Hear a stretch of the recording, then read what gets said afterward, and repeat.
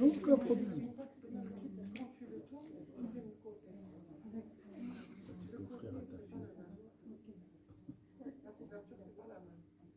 Elle va bien.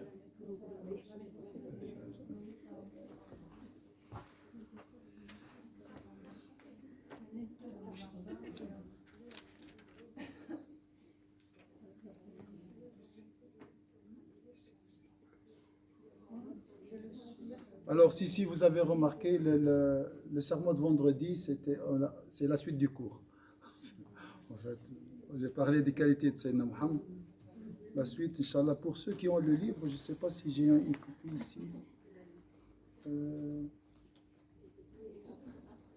C'est le livre le moins cher, le plus simple, le seul qui est blanc. Il y a même une version PDF, je l'ai, je pourrais l'envoyer sur le groupe. Ah, d'accord. Okay. C'est lequel, celui? C'est comportement et traits de caractère du prophète sallallahu alayhi wa sallam. Ouais, c'est simple, il y a vraiment...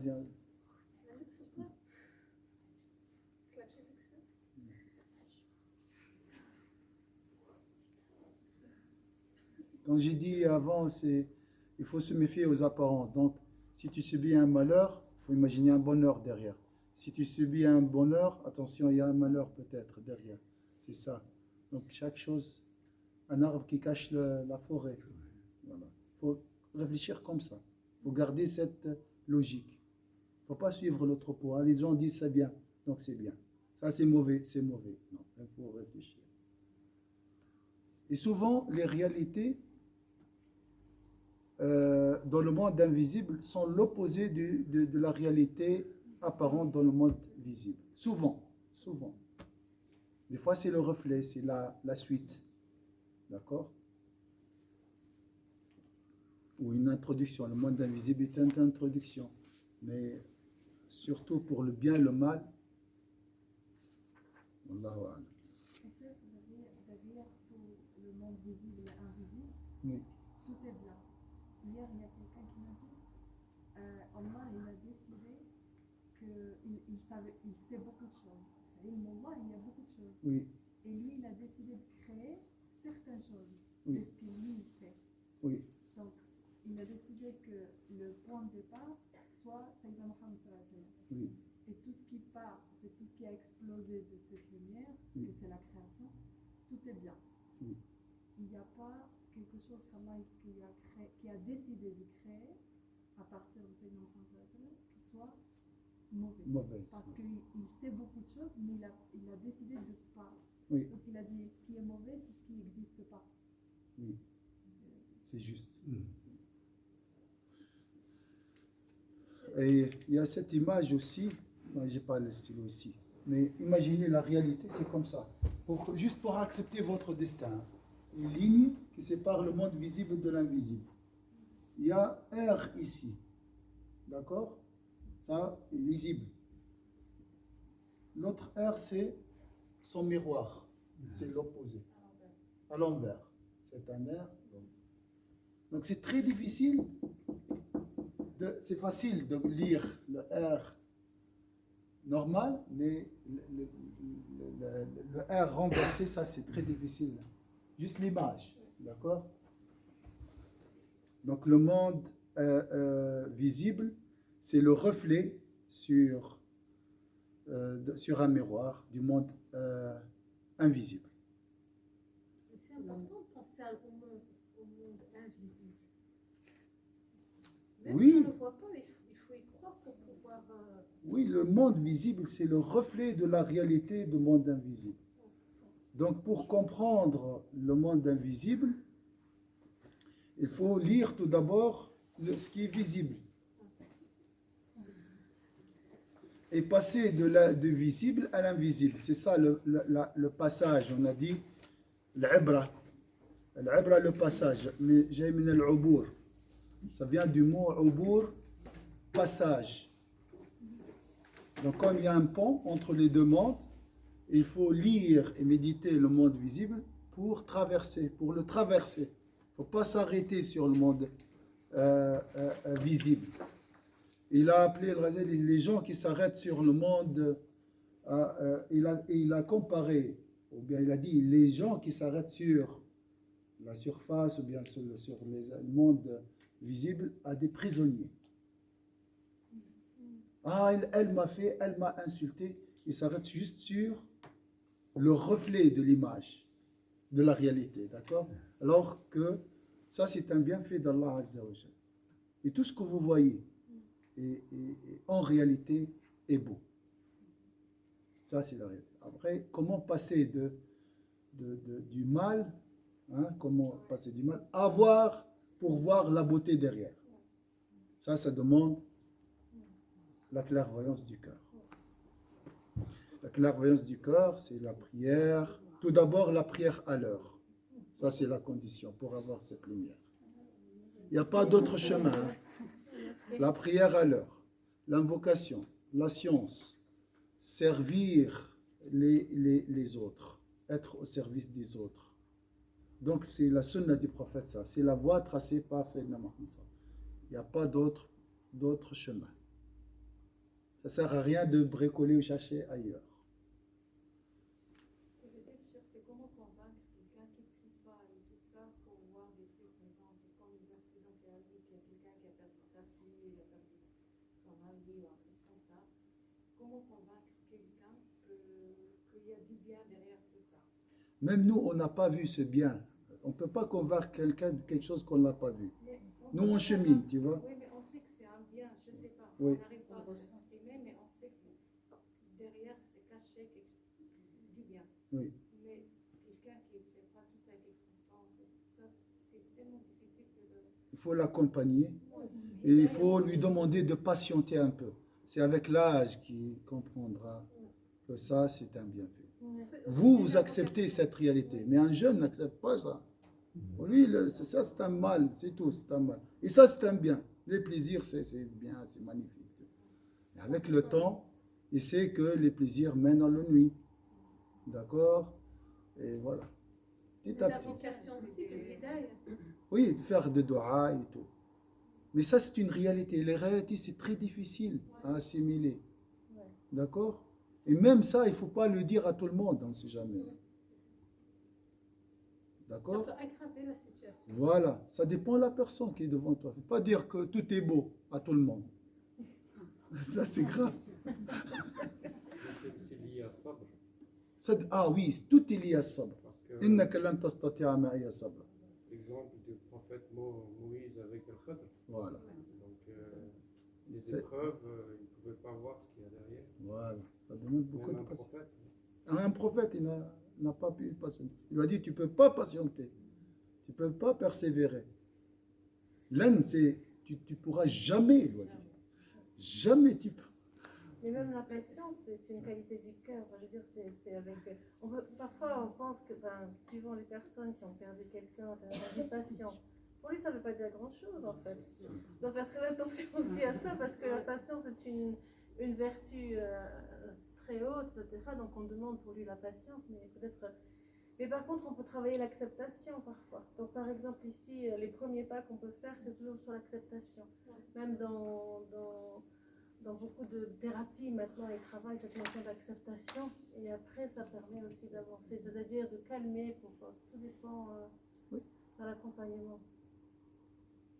Tu acceptes la règle ou bien tu te soumets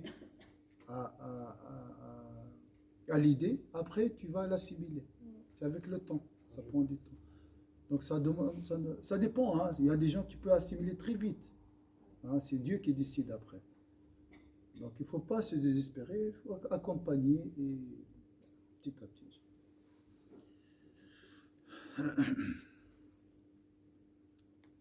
قال رسول الله صلى الله عليه وسلم قال البحتري ما شتم رسول الله صلى الله عليه وسلم أحدا من المؤمنين. Le prophète n'a jamais, sallallahu alayhi wa sallam, ça c'est les qualités de Sayyidina Muhammad sallallahu alayhi wa sallam, n'a jamais proféré d'injures à l'encontre d'un croyant. Attention, ici, on ne parle pas d'une action qui se répète souvent.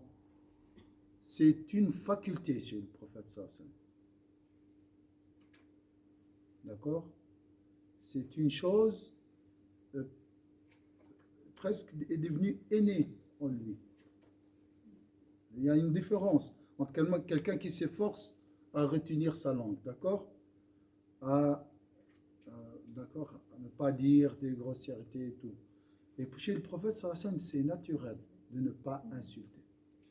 Donc quand on parle des qualités ici, je dis, oui, moi aussi, j'insulte pas. Je sais. Mais il n'y a pas que ça. Il y a toutes les qualités qui sont transformées à des facultés. En arabe, malaka, on appelle ça. Malaka, c'est quelque chose comme si la personne est possédée par cette qualité. C'est son être, en fait. Il ne peut qu'être généreux.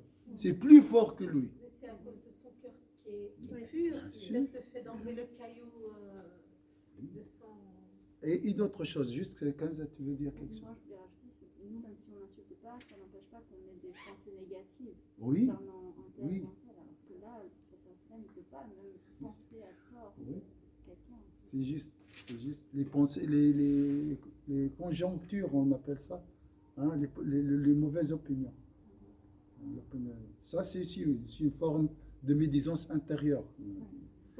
Alors, il y a deux choses qui ont, bien sûr, il y a cette opération qui est très importante, mais il y a l'éducation d'Allah. C'est Allah qui a pris en charge l'éducation de Sayyidina Muhammad. C'est pour ça qu'il a été coupé de son père, de sa mère, de l'environnement. L'environnement est désertique. Vous ne pouvez pas imaginer. Non, vous pouvez imaginer, si vous voyez maintenant les pays de Golfe, vous pouvez imaginer la situation 1400 ans avant. La dureté, l'esprit tribal, la vengeance, la colère et tout. Dans cette situation, le prophète sallallahu alayhi wa sallam est né avec ses qualités. C'est un miracle. C'est un miracle. Comme dit, son père, son mère. Donc c'est Allah qui l'a pris en charge. C'est Allah son éducateur. Et ça c'est fort. Comme j'ai dit avant, imagine, dit, Masha'Allah, la fille de Sabira, elle est bien éduquée. Ses parents, ils sont sûrement sont polis, d'accord? Alors imagine, c'est Dieu qui l'a éduquée selon ses qualités. Rabbi bi sifati. Ça c'est... On ne peut pas trouver mieux. C'est pour ça que c'est la meilleure créature d'Allah Azza wa Jal. Parce que c'est clair. Choisi, purifié par Allah et empli par les qualités divines. Il est comme tel père, tel fils, on dit. Voilà. C'est ça la beauté de Sayyidina Muhammad sallallahu alayhi wa sallam.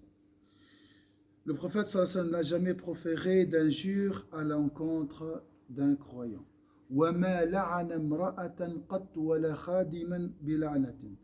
n'a jamais maudit une femme ni un domestique. J'entends maintenant, je ne sais pas aujourd'hui, et ça c'est haram en islam.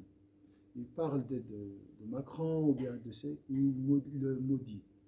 Il y a des gens qui maudissent les gouvernants, ça c'est haram en islam. Le prophète n'a jamais maudit quelqu'un. Hein? Ça, c'est, même s'il y a une animosité ou bien un conflit, il ne faut pas arriver à maudire. Oui. Il n'y en a pas avec le lion. Avec le lion, je ne sais plus, avec le prophète. Je ne sais plus, il l'avait violenté, je ne sais plus comment. Il avait fait une invocation, puis un lion l'avait tué pendant une partie de chasse. Oui, ça c'est quelqu'un qui a fait du mal au prophète sallallahu alayhi wa sallam. Le prophète sallallahu alayhi wa sallam, il a dit, il sera mangé par un lion. Mais il n'a pas maudit. Il n'a pas maudit. Maudit, c'est dire l'a'n. L'a'n, il y a une expression en arabe, hein, pour attirer. Tu souhaites du mal à Tu quelqu'un. souhaites, mais il y a une expression, on ne peut pas le dire. Il y a le mot la'anahullah. Et ça c'est très fort, ça, on ne peut pas le dire. Maudire, c'est pas insulter, hein, c'est demander les malédictions d'Allah Azza wa Jal. Non, c'est pas ça, ça n'a rien à voir. Ça n'a rien à voir avec ça. Ah, oui, le diable est maudit. Oui. Et par Allah. C'est Allah qui l'a. Quelle page Hein? La page 23. وهو في القتال قال لو لعنتهم يا رسول الله أحد قال إنما بعثت رحمة ولم أبعث لعانا. Alors on lui a dit alors qu'il combattait, ô envoyé de Dieu, pourquoi ne les maudits, ici les ennemis, pourquoi ne les maudis-tu pas? Il répondit, j'ai été envoyé en tant que miséricorde et non en tant que imprécateur. Est-ce que le mot imprécateur est clair ou pas? Non? C'est quelqu'un en tant que quelqu'un qui maudit. Voilà, c'est ça la signification. وكان إذا سئل أن يدعو على أحد مسلما أو كافرا عاما أو خاصا عدل عن الدعاء عليه إلى الدعاء له. Lorsqu'on lui demandait d'invoquer Dieu contre un musulman ou un incroyant, en particulier en général, la tribu par exemple, il lui souhaitait le bien plutôt que le mal. وما ضرب بيده, la question de frapper les femmes et tout. ما ضرب بيده أحدا قط. Il n'a jamais frappé personne de sa main. وما انتقم من شيء صنع إليه قط. Et il ne s'est jamais vengé pour quelque chose qu'on lui aurait fait subir. وما خير بين أمرين قط إلا اختار أيسرهما. Il n'a jamais choisi entre deux choses sans choisir la moins pénible ou la plus facile.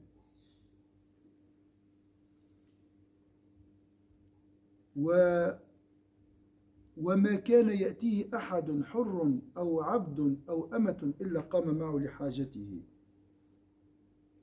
Nulle personne libre ou esclave, mâle ou femelle, ne vint le trouver sans qu'il ne réponde à leurs attentes. On a vu ça. Et ça, c'est facile à dire. Mais ça, il faut voir ça 63 ans.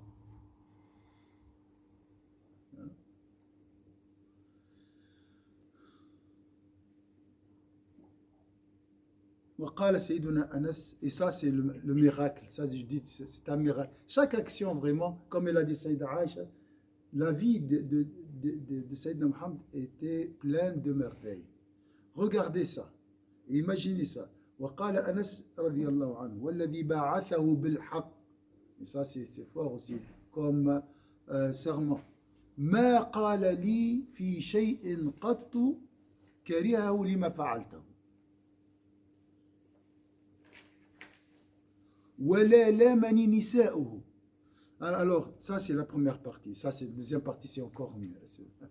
Alors, je veux vraiment m'arrêter sur cette attitude prophétique avec Sayyidina Anas. Sayyidina Anas, son cher ami, il a servi le prophète. Il était chez lui, 10 ans.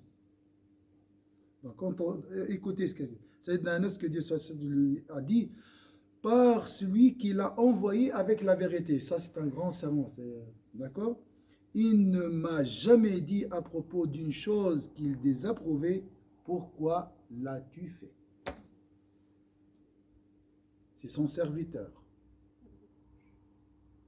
10 ans, matin et soir, elle était chez le prophète sallallahu alayhi wa sallam. Donc, regardez cette éducation. Comment je peux éduquer mes enfants sans leur dire fais ça ou ne pas faire ça. Dans un hadith, il n'a jamais lui jamais dit fais ça. Jamais.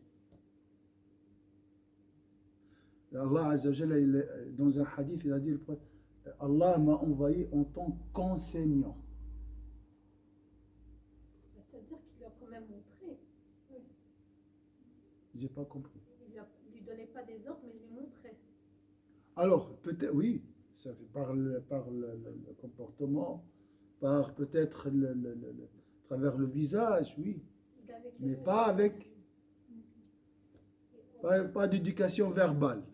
Voilà. Non, mais peut-être qu'il n'a pas donné un ordre, mais il lui a dit quand même de faire ci. Il avait quel âge sans donner d'ordre? Comment ça? Lui demander sans donner Pardon. Peut-être lui la dire, façon, la manière, tu veux dire. Il avait la pédagogie. veux-tu faire ça? Veux-tu dire, fais. Oui. Non, chef, il n'a jamais demandé à quoi que ce soit. Il n'a jamais demandé un verre d'eau, par exemple. Il ne demande pas, hein, on ne sait jamais. Il ne demande jamais à ses femmes un service. S'il a soif, il se lève, il va au robinet, il remplit son verre, il boit. Ça, je ne savais pas. Vous savez, il ne demande jamais, le prophète. Ça. Le contraire, il était au service de ses femmes. Il se sert tout seul. Ça, vous voyez, c'est un autre prophète. Hein.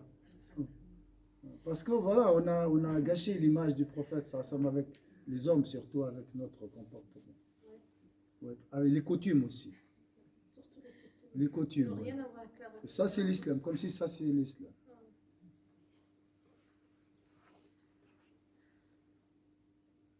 Est-ce que vous pouvez l'imaginer, le prophète sur son chef? Amène-moi le thé, amène-moi le thé. Jamais, jamais il fait ça. Un homme qui se respecte ne fait pas ça aujourd'hui. Franchement. Hein?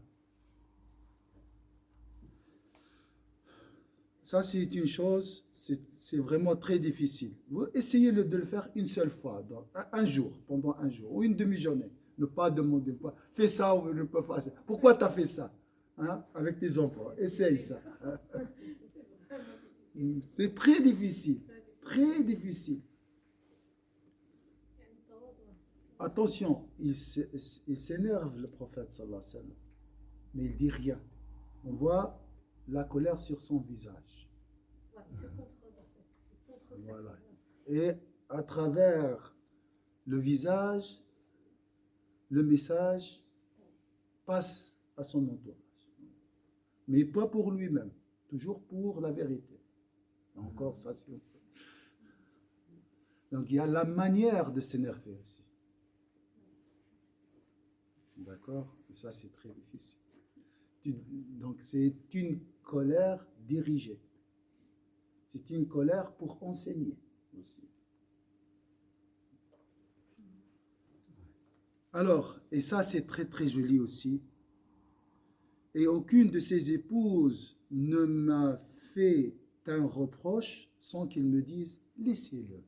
Ceci est écrit dans le livre de destin et décrété. Je répète. Alors, قال وما لامني نساؤه إلا وقال دعوه إنما كان هذا بكتاب وقدر مكتوب. C'est décrété, ça ne sert à rien de lui faire des reproches. C'est difficile. Très difficile. On a déjà la tension. Comment je veux? Subhanallah. Hein, je veux dire. Et c'est toujours comme ça. Hein. C'est pas une fois quand je suis de bonne humeur, voilà, ça va. C'est toujours.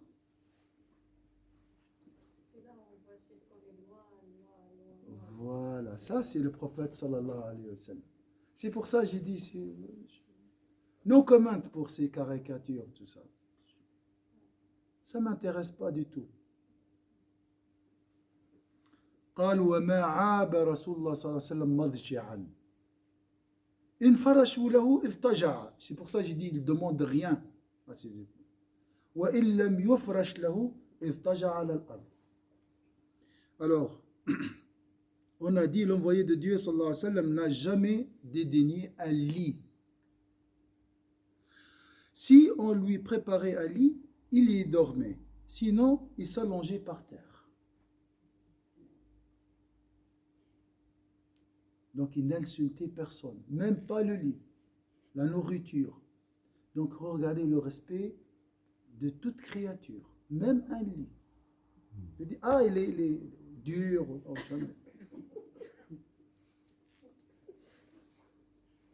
La reconnaissance des bienfaits d'Allah. Et le contentement, la satisfaction, alhamdulillah. D'accord? Ça, c'est très très important. Il s'appelle Muhammad sallallahu alayhi wa sallam. La source de du positivisme. Aujourd'hui, on utilise le mot. C'est la reconnaissance. Alhamdulillah. Toujours, tout est beau. وقد وصفه الله تعالى في التوراة قبل أن يبعثه في السطر الأول فقال محمد رسول الله عبدي المختار لا فظ ولا غليظ ولا صخاب في الأسواق ولا يجزي بالسيئة السيئة ولكن يعفو ويصفح مولده بمكة وهجرته بطابة طابة المدينة وملكه بالشام يأتزر في وسطه هو ومن معه دعاه للقرآن والعلم يتوضأ على أطرافه يعني الأطراف وكذا نعته في الإنجيل وكان من خلقه أنه يبدأ من لقيه بالسلام ومن قاومه لحاجة صابره حتى يكون هو المنصرف وما أخذ أحد يده فيرسل يده حتى يرسلها الآخذ. شوف الفيناس في الأخلاق في أبسط الأمور يعني الأخلاق في كل شيء. Là on voit la moralité éminente de Sayyidina Muhammad partout, avec le lait, avec la salutation, avec le regard, avec les paroles, partout et toujours. D'accord? Alors ça c'est la description de Sayyidina Muhammad sallallahu alayhi wa sallam dans la Torah.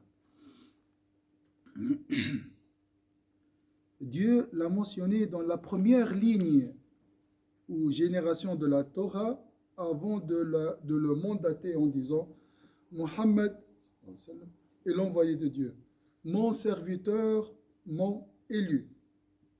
Il n'est pas cruel, rude et n'hurle pas dans les marchés.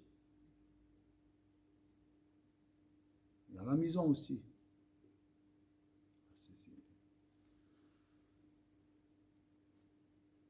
Il ne rend pas le mal par un autre mal. Pour ça, j'ai dit, les gens qui disent il faut assassiner ceux qui font des caricatures, ils ne rendent pas le mal par le mal. Il était insulté, il était frappé à son époque, et toujours il fait dua pour ses agresseurs.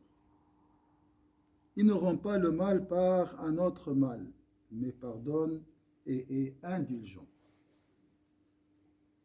Son lieu de naissance est la Mecque, celui de son exil est Taba. Taba, c'est Médine. Et son royaume est la Syrie. Lui et ceux qui sont avec lui se couvrent de leur manteau. En fait, manteau, c'est comme l'étoffe de l'ihram. Vous voyez l'étoffe de l'ihram chez les pèlerins? Ça, c'est l'izar. On appelle ça l'izar. On le trouve chez les Somaliens, en Indonésie, cette zone. Ça, c'est l'izar, on appelle ça l'izar. Ce n'est pas le manteau en réalité. Pourquoi il dit son royaume est la Syrie? Son royaume va plus tard. Donc après les Omeyyades, les Abbassides et tout ça. Lui et ceux qui sont avec lui se couvrent de cette étoffe, appelant au Coran et à la science, et il lave ses extrémités. Donc l'odo, c'est les ablutions. Il l'a décrit de la même manière dans l'Évangile. Il avait coutume de saluer en premier ceux qu'il rencontrait. Il était si ça, tout ça c'est miracle, c'est difficile. C'est difficile. C'est pas facile. Essaye tout ça. Essaye de saluer une personne que tu connais pas. Dans la rue aussi, même dans la mosquée. Une sœur, la première fois tu passes, salam alaykoum. Tu peux le faire une fois, deux fois, trois fois. Pas toujours.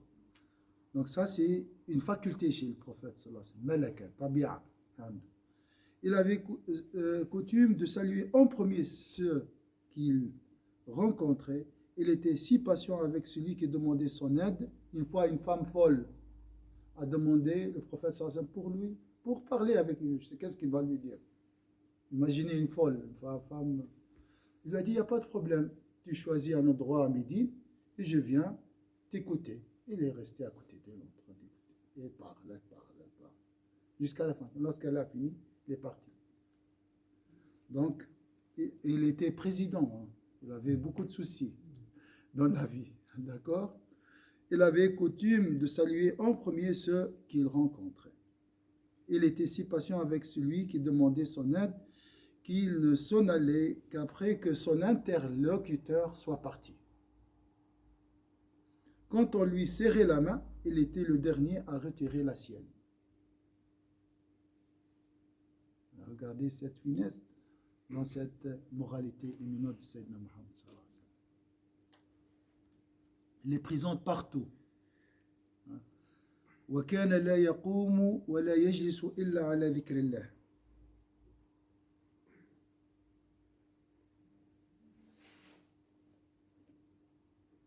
Je pense.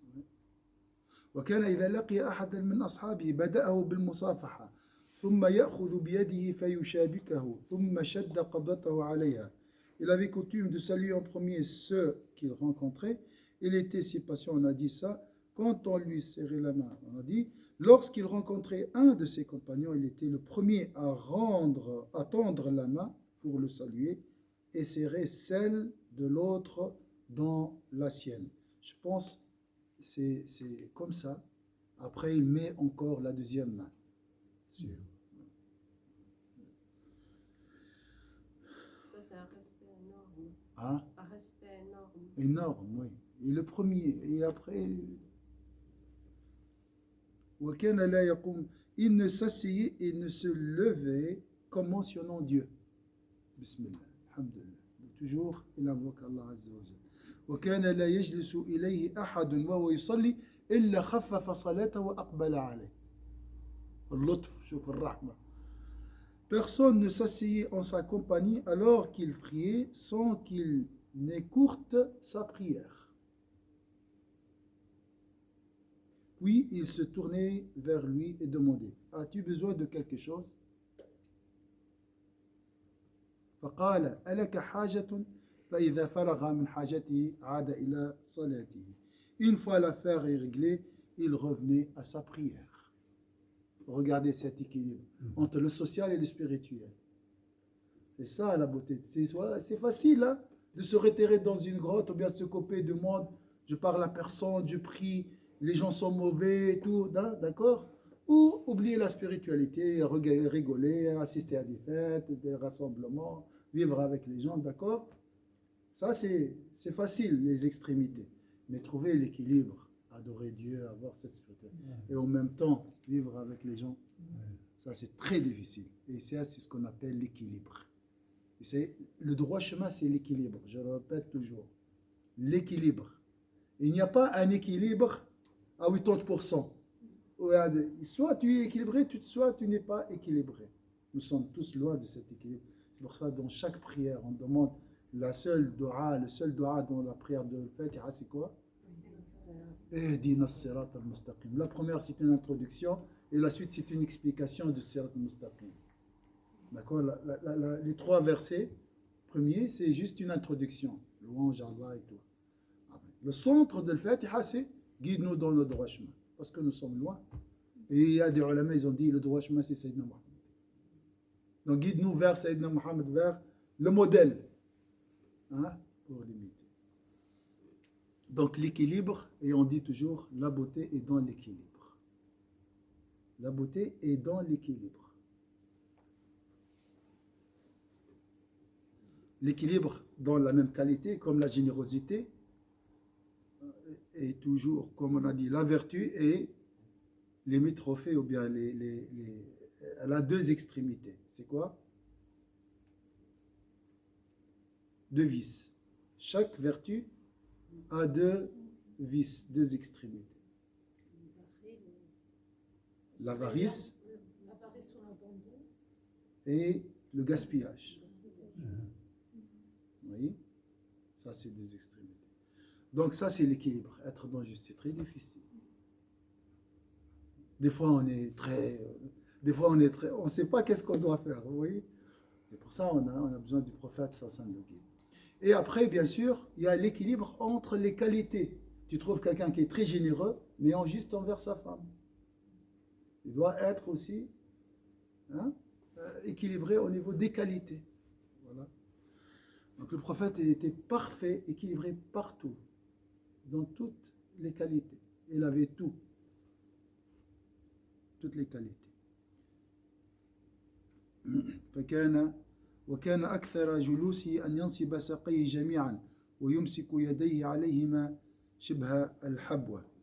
Donc ça, si on a vu avant, mais je ne sais pas, on va voir. Il s'asseyait le plus souvent les jambes unies en tailleur et les entourait de ses mains comme un vêtement utilisant en tant que support. Donc je pense que c'est comme ça. Donc si j'ai bien compris, c'est comme ça. Voilà.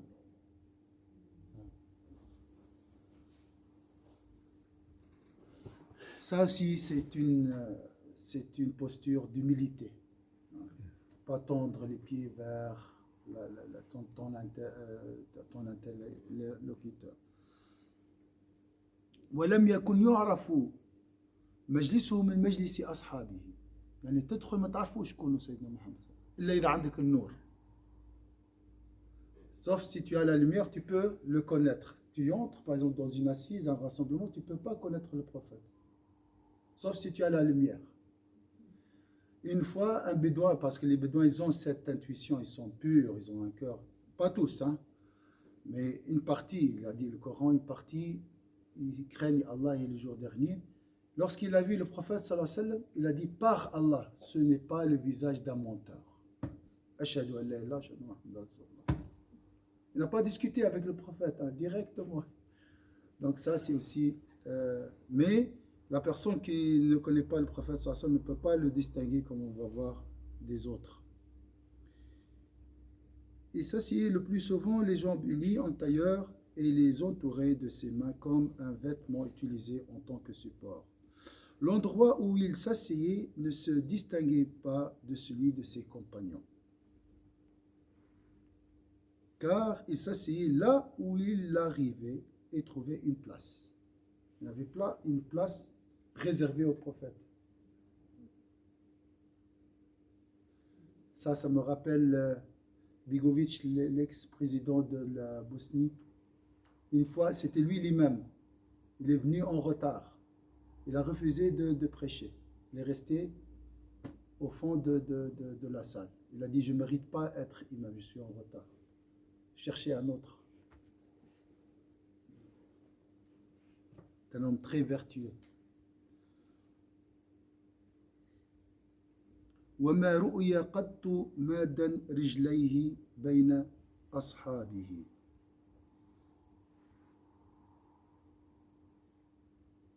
Car il s'assied là où il arrivait et trouvait une place. On ne l'a jamais vu étendre ses jambes devant ses compagnons pour ne pas les mettre mal à l'aise et ne pas prendre trop de place. Et il s'asseyait le plus souvent en direction de la Qibla. Regardez, toujours il y a une moralité derrière. وكان أكثر ما يجلس مستقبل القبلة وكان يكرم من يدخل عليه حتى ربما بسط ثوبه لمن ليس بينه وبينه قرابة ولا رضاع يجلس عليه. Il offrait à son hôte le coussin sur lequel il était assis, et si ce dernier refusait, il insistait jusqu'à ce qu'il accepte.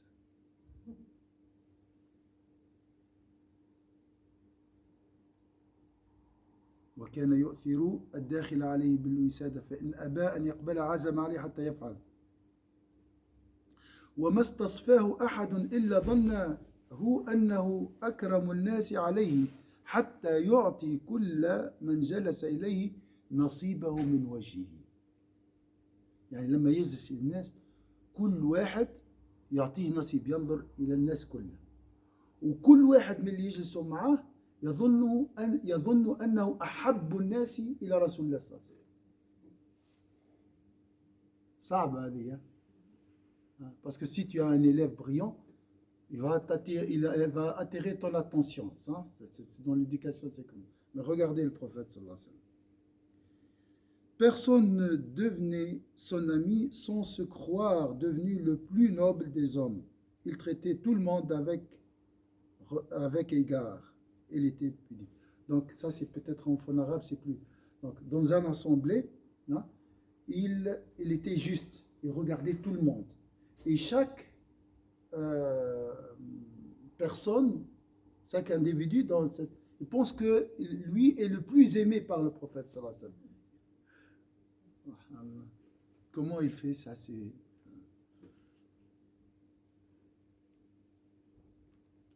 moi, j'ai pensé à moi quand j'étais à l'école. Je dis, ah, le professeur m'aime plus que les autres. Toujours, je cherche. Alors, حتى كان مجلسه وسمعه وحديثه ولطف محاسنه وتوجهه للجالس إليه ومجلسه مع ذلك مجلس حياء وتواضع وأمانة. قال الله تعالى فبما رحمة من الله لنت لهم ولو كنت فظا غليظ القلب لانفضوا من حولك. Donc il traitait tout le monde avec égard, il était pudique, et ça c'est la pudeur du Sayyidina Muhammad sallallahu alayhi wa sallam. Il ne fixait jamais le visage des autres, on a dit, hein, il regarde, bien sûr, il regarde, mais il baisse le regard. Hein, ça c'est la pudeur du Sayyidina Muhammad sallallahu alayhi wa sallam. Il y a des gens qui disent la pudeur, la femme doit être voilée parce qu'elle doit être pudique. L'homme aussi doit être pudique. La pudeur, Allah est pudique. Parmi les noms d'Allah, pudique. D'accord? Donc la pudeur n'est pas une faiblesse, c'est une qualité. Malheureusement aujourd'hui la pudeur c'est devenu complexe ou c'est pas ça. قال الله تعالى, donc Dieu exalté soit-il a dit, c'est par quelque miséricorde de Dieu que tu as été doux envers eux. Si tu étais rude au cœur dur, ils auraient fui ta compagnie. Est-ce que c'est l'heure? 30? On a dit, ah oui, c'est l'heure.